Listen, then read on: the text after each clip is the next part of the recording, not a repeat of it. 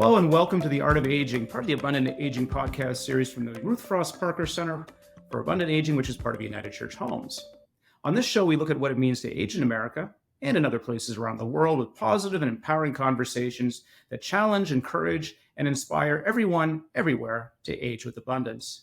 And we're very pleased to have Jon Warner on the show today. Certainly one of the most respected and well-known people that I know in the aging and age tech space. But that's not just limited to aging and age tech. Jon is a 5-time company CEO and a widely respected expert in entrepreneurship.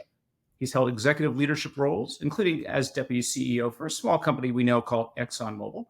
He's also the founder of the Worldwide Center for Organizational Development and CEO of Silver Moonshots, which supports emerging organizations in health and technology to serve the age 50 plus population. He's a noted author, speaker, and teacher, especially around the subject of entrepreneurship. And we are very pleased to have him on the show today. Jon, welcome. Thank you very much, Mike. Good to be here. Good. So I just want to open up with a question we ask a lot of guests on the podcast. You've got obviously just a terrific resume, a lot of experience and talent. Why are you putting this to work now in the world of aging and age tech? Yeah, and my route to aging was circuitous. When I left the oil industry back in the mid-90s, I went into management consulting work. That took me into healthcare. I very quickly realized that a lot of healthcare dollars were spent in the older adult population. But it was really in 2012 that I joined the board of an organization in Los Angeles called St. Barnabas. That showed me that there were a lot of things needed to change in the world of managing older adults and not just in their healthcare. This was a safety net organization. And I quickly became immersed in the space and enjoyed the space. Went on to join Aging 2.0 that was looking at innovation and technology in this space. And before I knew it, I was completely submerged. And I've been the last dozen years or so, I've been very heavily involved in this space. And it's been great fun. Yeah, and it's a young space too, isn't it? I mean, for the world of age tech, compared to other areas of innovation, it almost seems like 12 years ago was right at the very beginning. Although when you look at it, I mean, innovation can be found anywhere. I mean, it's not just technology. But how do you think the momentum has been just over that time? Do you think that's sort of do you think it's sort of slow and steady as this acclimation or this interest in age tech, or do you think it's been picking up? I mean, where are you seeing the trend? I think it's growing. I wish it were faster. I think you're right. We've been very slow to pull innovation and technology entrepreneurs into the space. And I think it's starting to turn. I think we're now seeing a number of accelerators in the space. I think we're seeing money coming into the space. There are more and more venture capital funds, family offices, and so on starting to invest in the space. So it's turning the curve. But I might also say it's about time. This is a very large population of people, as we both know, and they've got a lot of things to solve for. So I'd like to see that go even faster than it has in the last decade, let's say.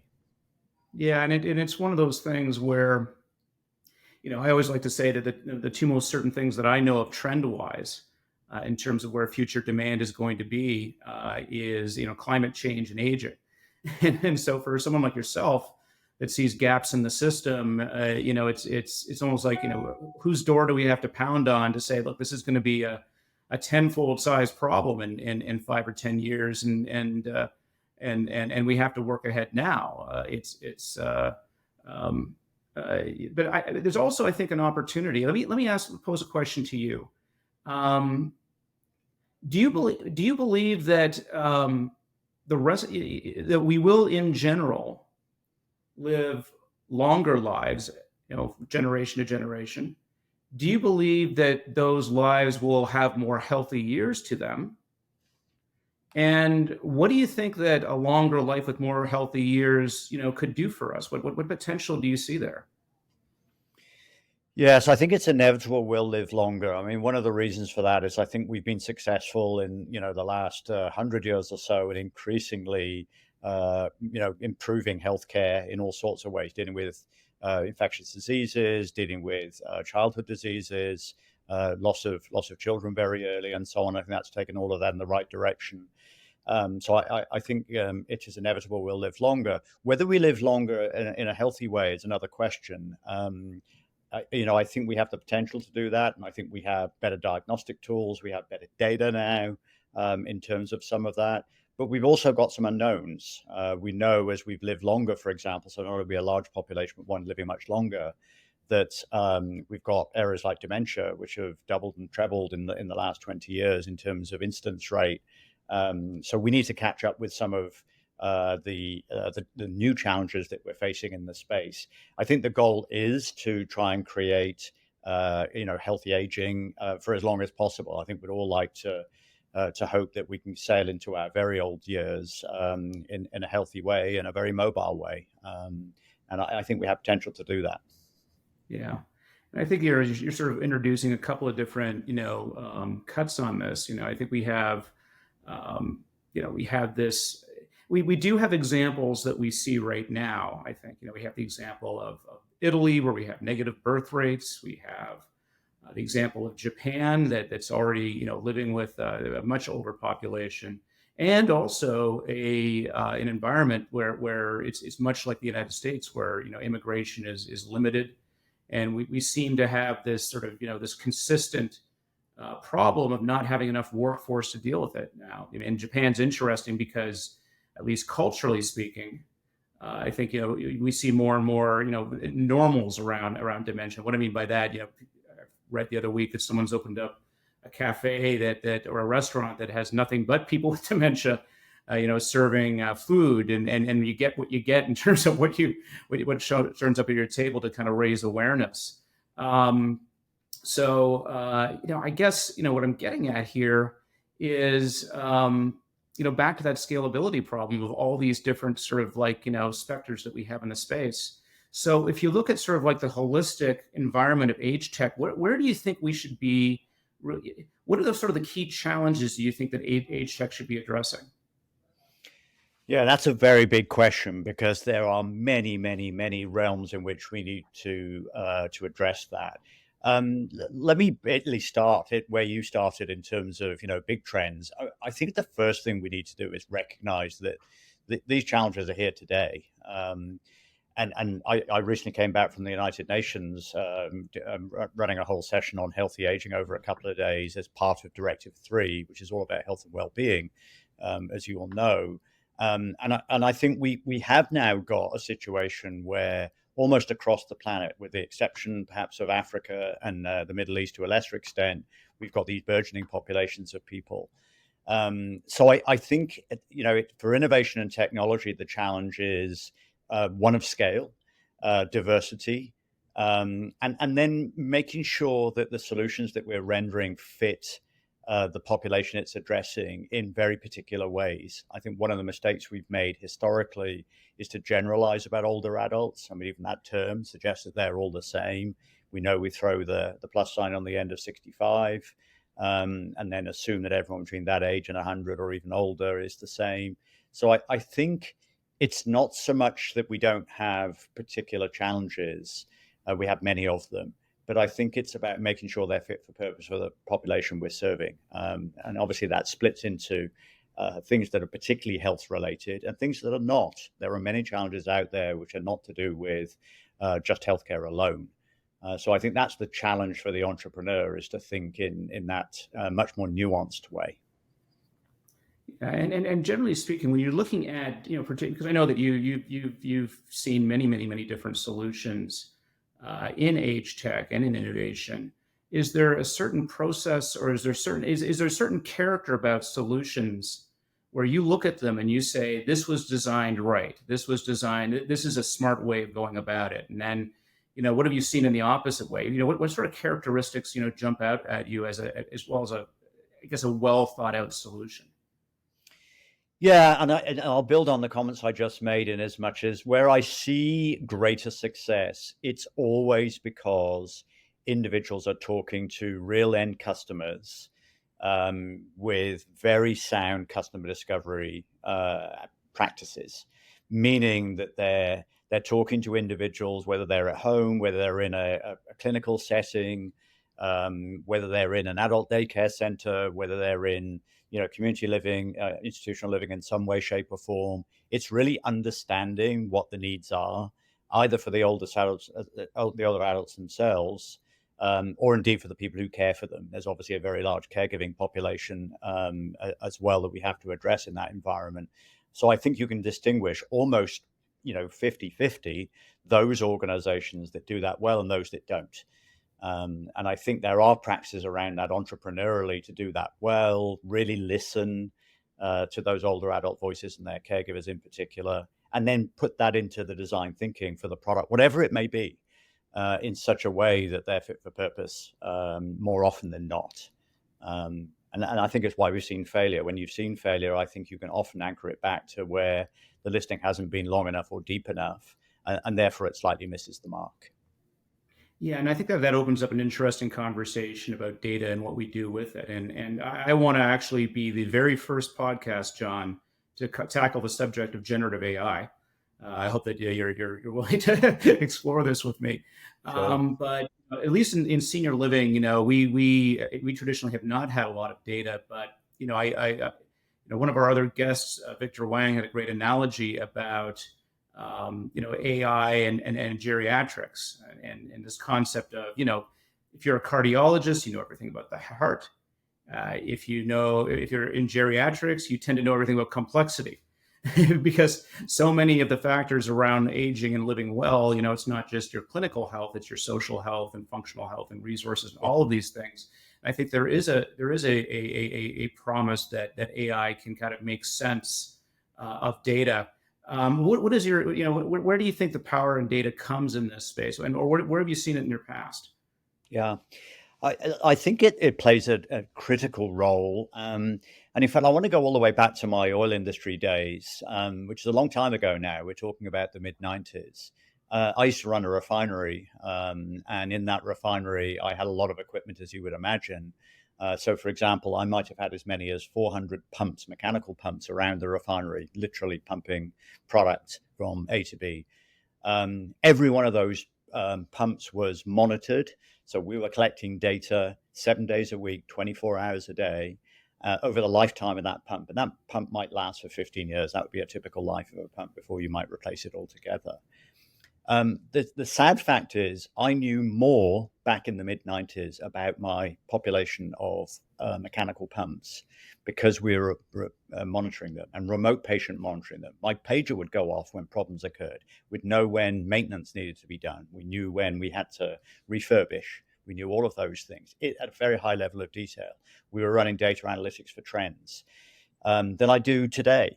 So I think the role of data is crucial. I think we shy away from it a little bit because we think there's complexity in the human being for a start, and then do we even have enough of the data set?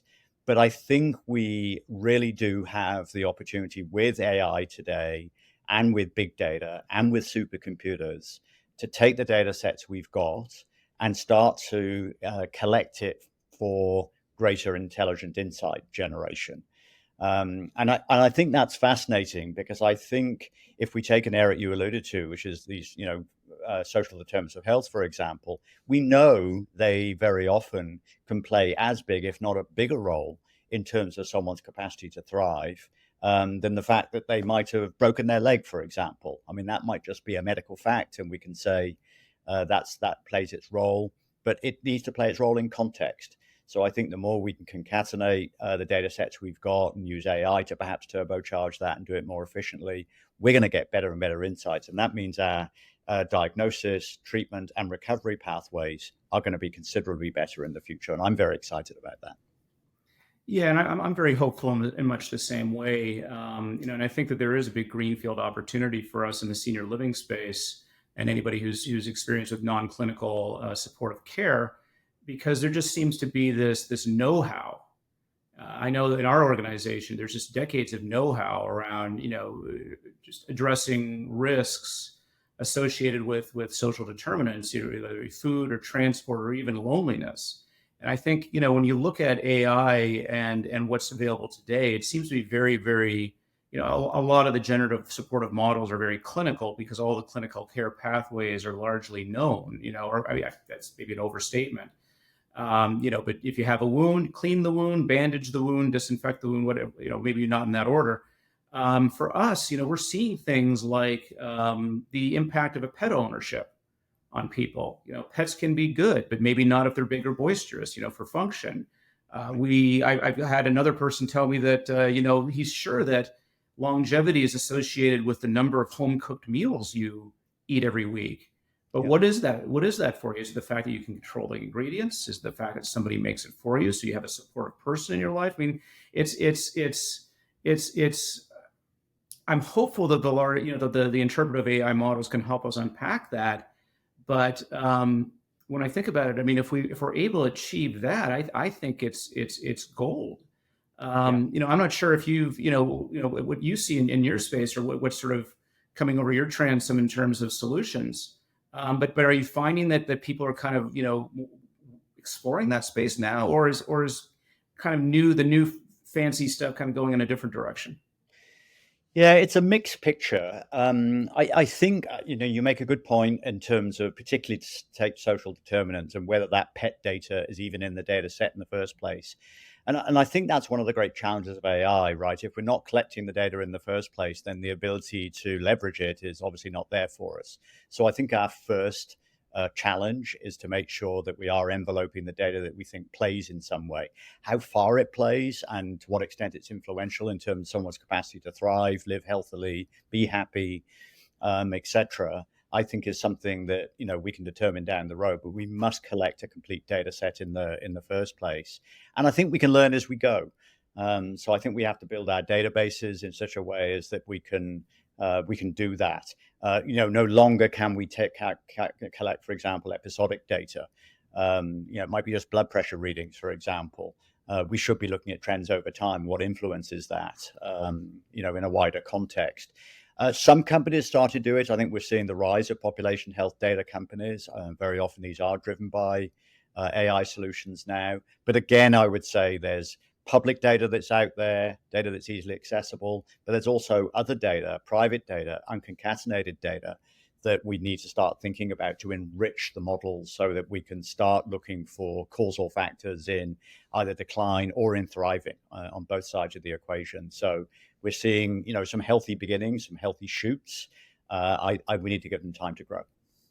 Yeah, and I think what's interesting, I think we're finding this, even emerge, I think, in the long-term care insurance industry right now, John. I think that we have a lot of incentives within that industry to address and manage risk, because of the comparative cost of a home care claim versus a nursing home claim, and they need to look in an entirely non-clinical way. They just they don't have the permissions for that data. Right. So we're seeing things like, I want to give a shout out to Montu down in New Zealand and their work on large consumer data sets and predictive models around those data sets. But coming back to what you're seeing in the space right now, what gets you particularly excited? What have you seen, let's say, in the last 60 to 90 days that has really stuck in your head in terms of innovation, either as one particular solution or a category of solutions? Yeah, I'll give you two, and I'm going to stay with categories rather than individual companies. I just came back from the very large health conference in Las Vegas. It takes place every year with a giant hall and 15,000 companies in it. I was very encouraged to see that healthy aging was, very much front and center in a way that perhaps it hasn't been in big, conferences like that in the past. And I think there were two trends that I saw that were really encouraging, particularly as it relates to older adults. I think one is I think we've finally woken up to the fact that we should be in the wellness business, not in just the sick care business. And we know wellness is a much broader category. And I saw plenty of innovation going on in terms of getting ahead of the curve, using that data set to go and say, do we really understand the human being in front of us? What is their capacity to thrive? What do they want in order to do so? I'm very encouraged by some of the wellness companies and indeed how they're going about the task to incentivize people to pursue wellness behaviors. I would challenge people to actually even think about when we've done much of that in the past. Perhaps our parents helped us to clean our teeth when we were young out of sheer habit so we could keep them sort of healthy through our lifetime. But really, generally speaking, we haven't seen too much of that. So I think now we have gamification, we have nudge theory to go and help on that wellness side of things. I'm very encouraged.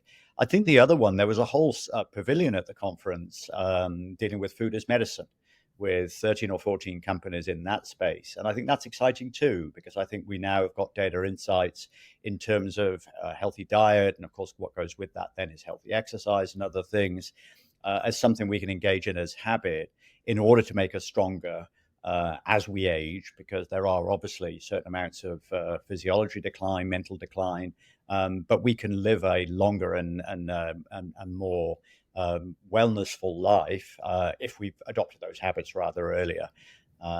So I think that was encouraging. And perhaps I'll mention just a brief third. I saw a couple of startups that were starting to think about wellness and healthy aging in the school system. And I think that's an inherently useful way to go.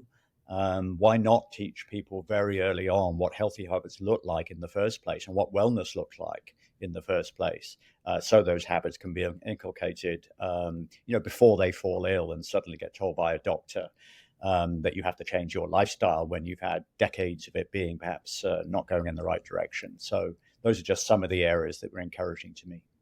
That's terrific. We just did a series on oral health and aging, and I think some of the joining the idea, the sort of the some of the first two categories you were talking about. I mean, you can't enjoy your food unless you have good oral health, and it just all kind of works together. More and more, I think dietary or meals is not just a component of a clinical health plan, but just over as a healthy aging plan, just as a quality of life, enjoyable thing. There's so many things that surround that. And I love your distinction between sort of the wellness space and the healthcare system, which you call a sick care system. And it's kind of correct, isn't it? I think that we're all kind of waiting for the larger incentives in the healthcare system to turn toward that managed care model so that people will be interested in quality, not quantity. Do you think, I occasionally go to health and I occasionally go to HIMSS, and one of the things to be sure, they all talk about next year we're going to have interoperability, and next year we're going to have complete managed care, and it never seems to happen. But do you think we're getting there? Yeah, I'm sorry for it sounding like a stuck record. We're a very slow and recalcitrant industry, of course, as we know. So nothing moves particularly quickly. But I do see green shoots in terms of change in that. I think managed care, value-based care is making its way slowly across the landscape. I think people are experimenting with it more and more. I think there are some startup companies in particular that have gone down that path and are showing results and are proving to others they can, perhaps take on more risk and push people down the wellness path. I think consumers are also voting with their own feet. I think if you think about sort of digital health and virtual care in general, I think people are adopting these solutions themselves because they can see the efficacy of this. And I think that's dragging, therefore, some of the fee-for-service systems we have in healthcare in particular to have to go with that trend. So again, I'm encouraged, albeit I would say I wish it would go a little bit quicker than I perceive it to. Can I ask you a dangerous question? Of course. What segments of age tech do you think are overhyped, or where do you think people are, trying to address an issue in the aging space and they're just kind of not getting it? I'd like to spin that question around a little bit. I mean, there are plenty of scenarios in which there are lots of startups chasing the same issue. And I'll give you an example of that. That would be something like fall prevention, for example. And I think it's not that they're unworthy, and I don't worry too much about it, except obviously it's quite hard for 20 startups to succeed where maybe a couple should probably ultimately be dominant in a particular space. But I do think it's about solving for a real need and not wasting their time. So I worry less about sort of over-indexing or too many people chasing the same dollars, the investment dollars, or the reimbursement dollars, for example. I worry more about that they haven't spent enough time really nailing the problem that people want to get solved, the job to be done, as it were. And I see a lot of that in age tech. I think we see idealism in age tech, and very often, particularly if it's a younger founder. Mom or dad or grandparent, for example, might have experienced a problem and they think their solution will work for, grandpa, but and therefore work for everyone else. That isn't always true. So again, we're back to customer discovery. I think they've got to go and make sure they know the target population, what they're struggling with, and does their solution really work? Because if it doesn't, that startup's not going to make it. So I worry about that being wasteful in a sector that needs more investment. We want to see more successes. We want to see more exits. We want to see companies grow to 100 million, $1 billion, that so-called unicorn. We haven't seen enough of that in the age tech space. I think as we see it, it'll encourage more people to come into it, and I think we'll see more and more quality.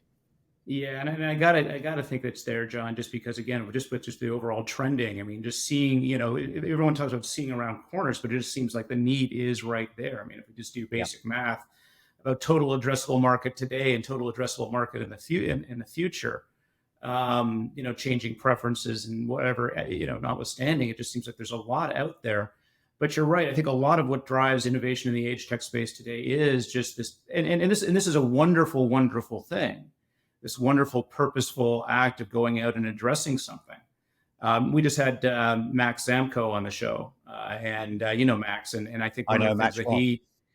I think one of the things he pointed out that when he opens a deck, he really, really wants to see that somebody has a broad understanding of the problem, really falling in love with the problem, and making the point that if you fall in love with the problem, then you're not affixed to one particular solution. You have that ability to work with and just as you said, to work with a broad variety of voices to understand what the variations in the solution mean or what the variations of the problem are for people.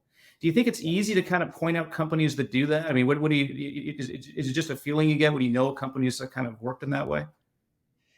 Yeah, some of it's a feeling. There's some intuition in the game, but I think there are some hard questions that I think you can ask of an early stage company. I mean, I've already alluded to one. I think how much customer discovery have you done? I don't think it's enough to go and say I've spoken to my family and they all think this is a great solution. It's not enough to talk to 10 people or 15. I think you've got to be out there at scale, talking to your target customer and getting feedback, including feedback that doesn't corroborate your hypothesis. So that you've shown yourself to be agile. So I think that's a big one just in terms of what I look for. I also look for end-to-end thinking. So when I'm solving, particularly around a narrow problem that I perceive to be out there, have I thought both upstream and downstream in terms of what else I have to integrate with, or I will affect, or indeed what part of share of wallet am I going to go and be take by introducing this solution into this particular ecosystem? I mean, Falls is a good example since I used it. There's upstream of falls, how to get into the prevention game so people don't fall in the first place, which might have training and education in the mix and so on. There's the fall event itself. And then there's post-fall and the management thereof so that it doesn't recur. They're quite different. And there are all sorts of solutions in that space, some of which need to integrate one another, not the least of which is data, for example. Are we learning from our experience, even capturing the data? So I think I tend to look for that end-to-end thinking and contextual thinking as part of how a startup shows well. Yeah. So I'm going to give you the a magic wish question, if that's all right. Um, if you had three wishes for the impact of innovation in aging, what would they be?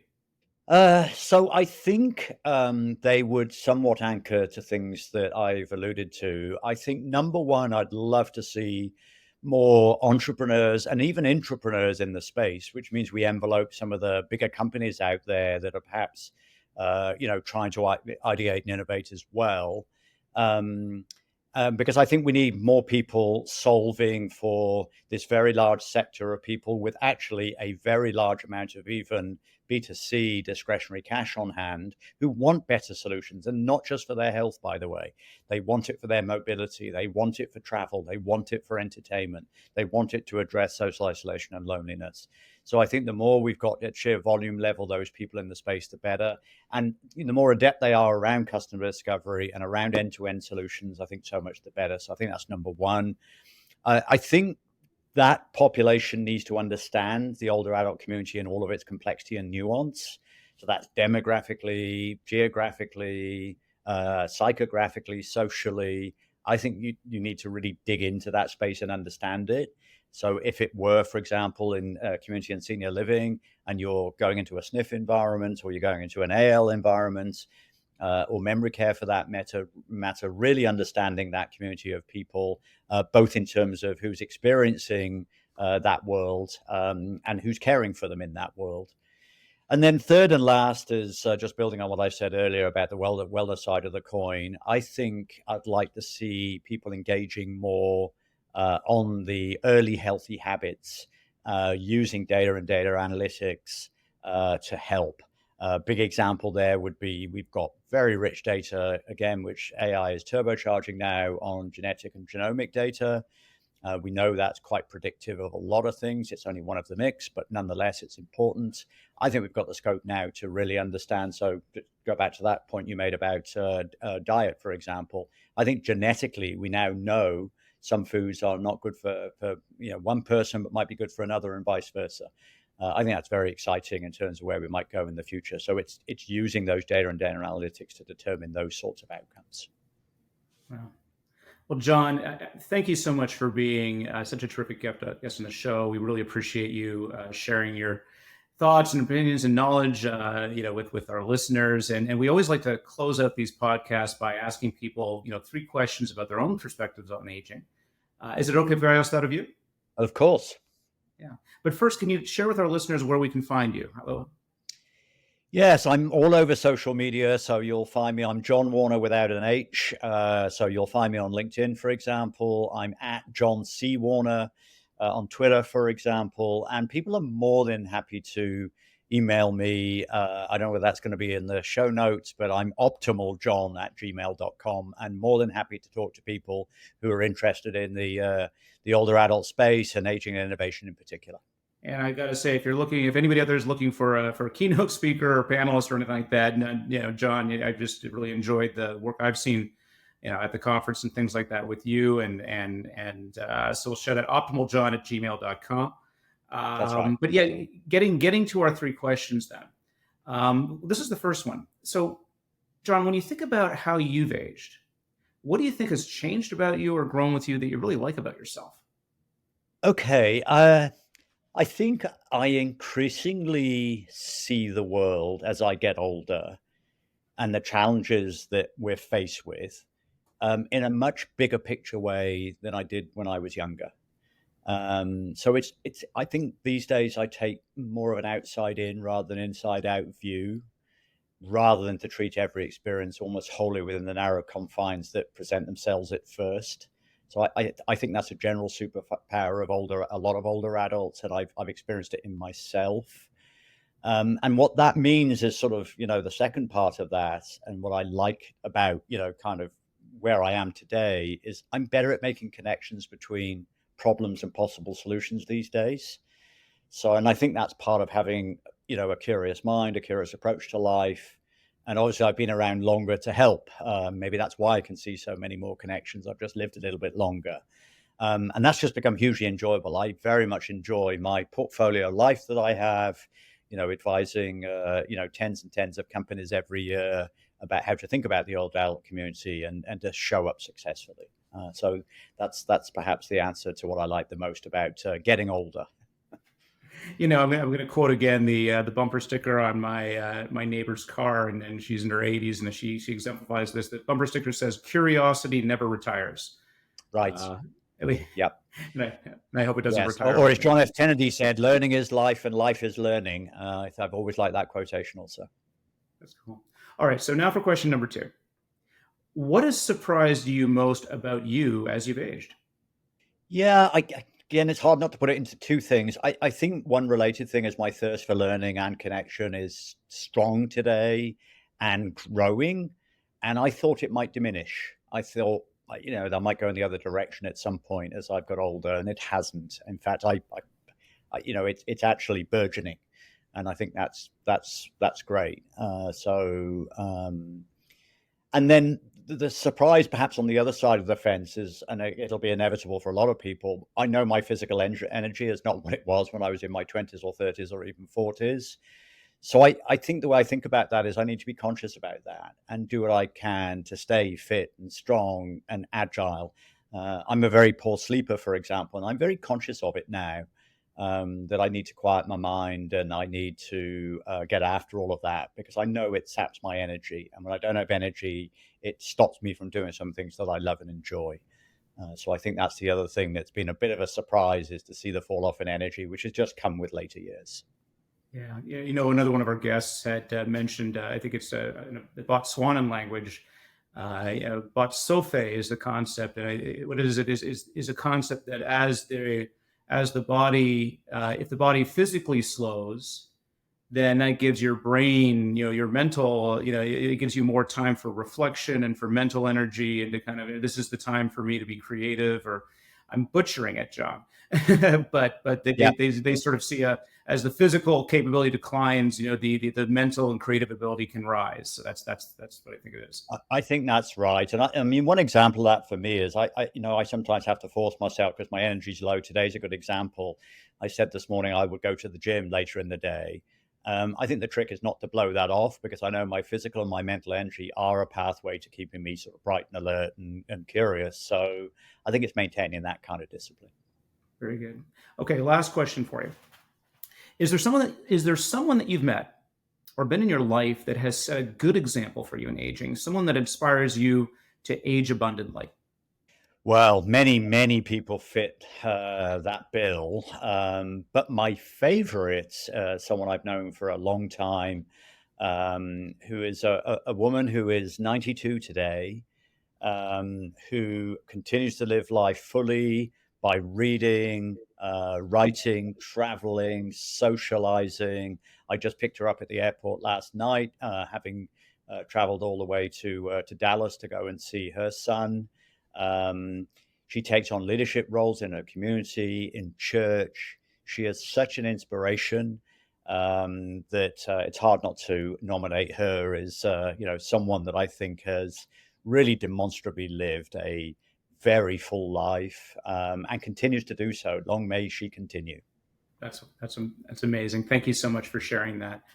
Well, John, you've been a terrific guest. Thank you so much for being on The Art of Aging.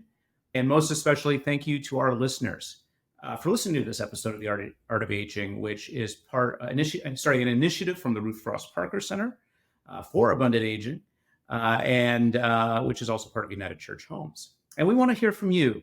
What's changed about you as you've aged that you love? What has surprised you the most? How do you define abundant aging, and who is your abundant aging hero? Just visit us at www.abundantagingpodcast.com to share your ideas. You can also give us feedback on the subject we've been discussing today and ideas for new shows. Also, check out the Ruth Frost Parker Center at www.unitedchurchhomes.org/Parker-Center. And John, remind our listeners again where they can find you. Yeah, on LinkedIn, on Twitter, and at optimaljohn@gmail.com by email. Terrific. Thanks all for listening. We'll see you next time.